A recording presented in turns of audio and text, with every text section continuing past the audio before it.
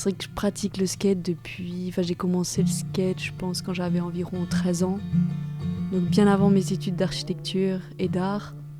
Et je pense que oui, ma pratique, surtout street, m'a complètement changé le regard sur la ville, sur son aménagement. Et m'a certainement poussé à m'intéresser à l'architecture et ses éléments. Et probablement qu'aujourd'hui, dans ma façon de penser l'aménagement, l'espace public, quand j'interviens avec une sculpture par exemple, c'est difficile de dissocier l'architecture et aussi ma pratique du skate. Il y a forcément mon regard qui est comme biaisé, mais dans le bon sens du terme.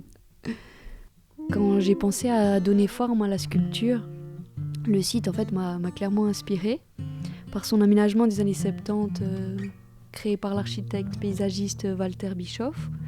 On voit vraiment ces gradins et ces différents niveaux composés de blocs modulaires.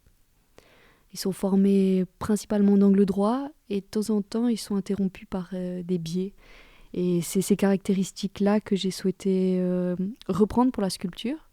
Donc 4 éléments tous identiques et modulaires, provenant d'un même coffrage en fait.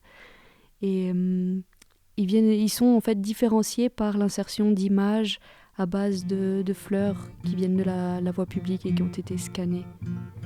Tout comme pour l'aménagement du site, la sculpture a pour vocation d'être appropriée par tout un chacun.